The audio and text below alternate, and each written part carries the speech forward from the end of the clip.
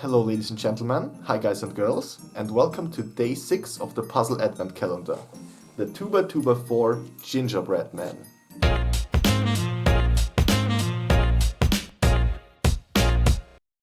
So first of all, the Puzzle Advent Calendar is a collaboration between 17 YouTubers and 15 puzzle makers, and we're going to present one puzzle each day from the 1st of December to the 24th of December, till Christmas. And today I have the honor of showing you the puzzle I built, the 2x2x4 Gingerbread Man.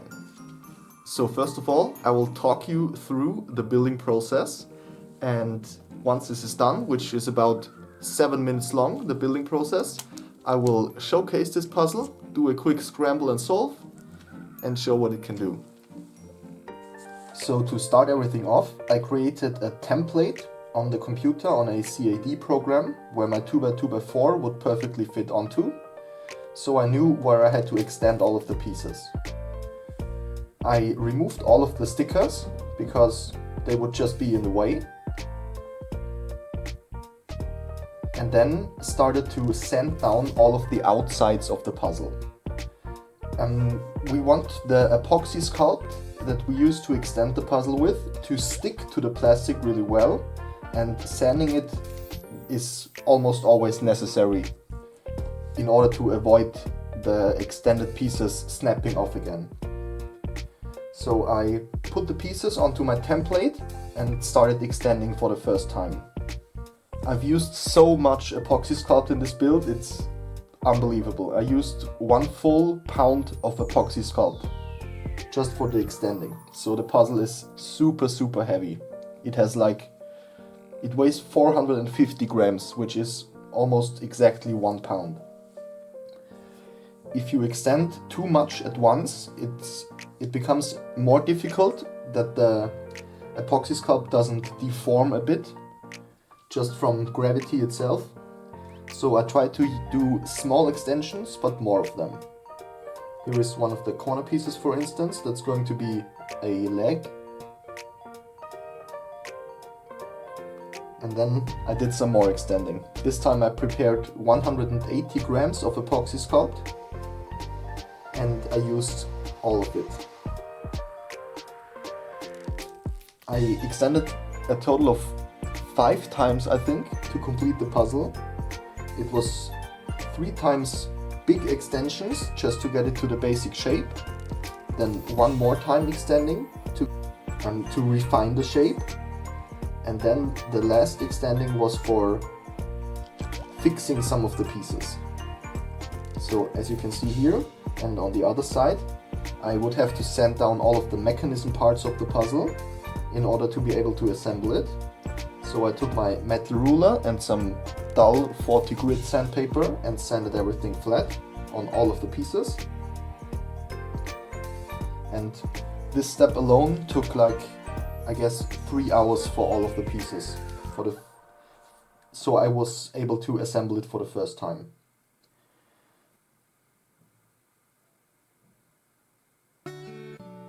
So the puzzle looks very rough, but we're going to change it pretty soon.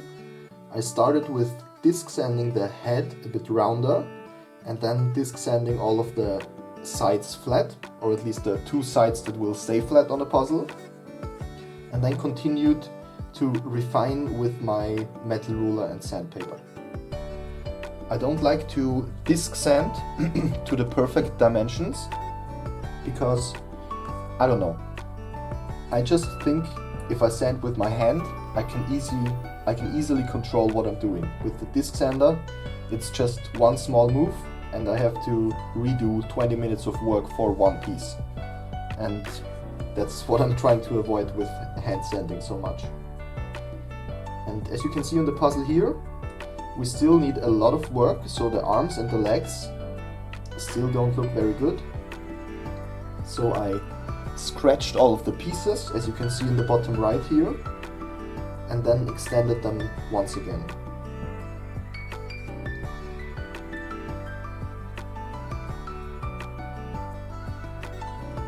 So after assembling for the next time, you can see the arms and the arm pieces, basically, the middle 8 pieces, look a lot better now.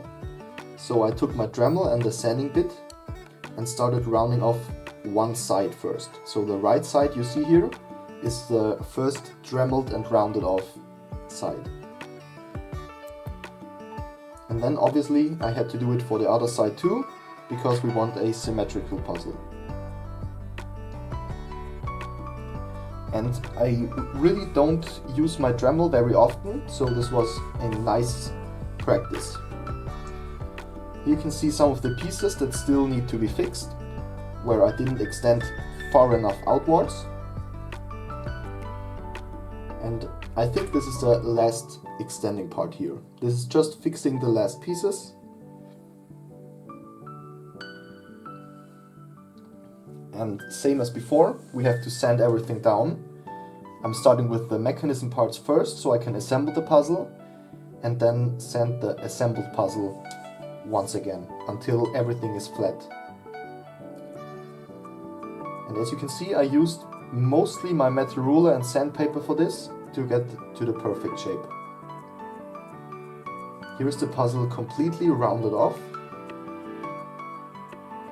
And the tolerances even seem to fit pretty well, so if I turn the middle layer, it would still look the same, the puzzle.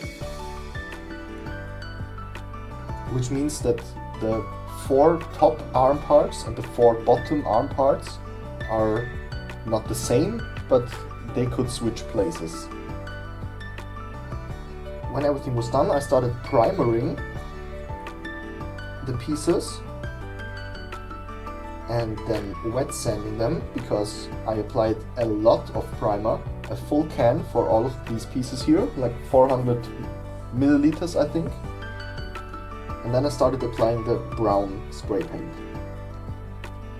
And as it turns out, I had to remove the paint from the mechanism parts again, because I couldn't even assemble the puzzle. The pieces wouldn't fit into each other. So then I had the first look at the painted puzzle. I was really satisfied, but as you will see later, I sadly got 2 places where the paint chipped. So this puzzle was made from a Wit Eden 2x2x4, which turned pretty nice originally, but has gotten a little bit tighter since I spray painted the outsides and also the insides of the puzzle, which was maybe a little bit of a mistake, but you can't see any black pieces like that anymore, or like this, which I wanted to do. And the puzzle is stickered with a face on both sides and just these small dots in the middle, which should represent buttons. And I did it this way because the puzzle can still be scrambled. The bottom 2 pieces have red, the middle has red, the middles have red both, and the top has different eye sizes. I thought that would be enough to have a nice solve with it. So the puzzle still remains fully functional, although the turning isn't too good right now. So let's scramble this beast up.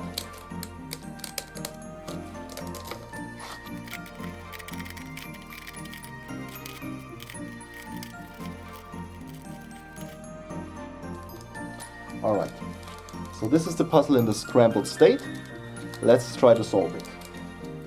And I have these stickers here, these red and green stickers here, that will help me to see where the pieces have to go.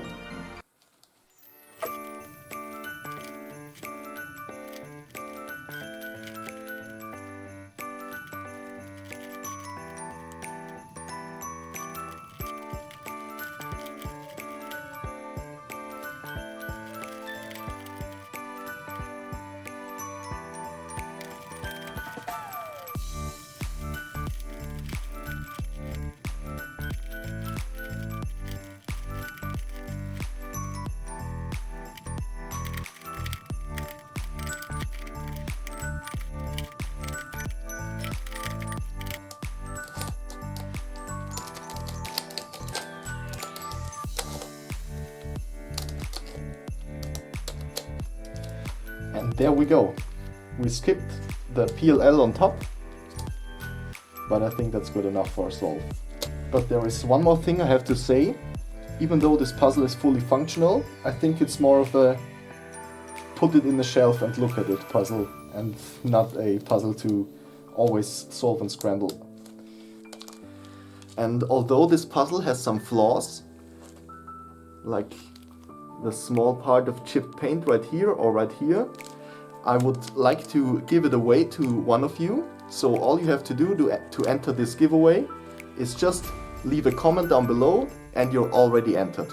No need to subscribe, no need to like or anything. Just leave a comment and I'll do a random comment picker next week, like exactly 1 week from now, and then we can see where the puzzle goes to. So thank you very much for watching the build video for this. Tomorrow's puzzle is going to be from Mr.Puzzles, or it's going to be presented from Mr.Puzzles, but it's originally from NDPuzzles. So you should definitely subscribe, check it out, and maybe even tell me what you think about it. So I'm really happy that I could participate in this, and hope that my next puzzle will not disappoint you. So thank you for watching, and good luck for the giveaway.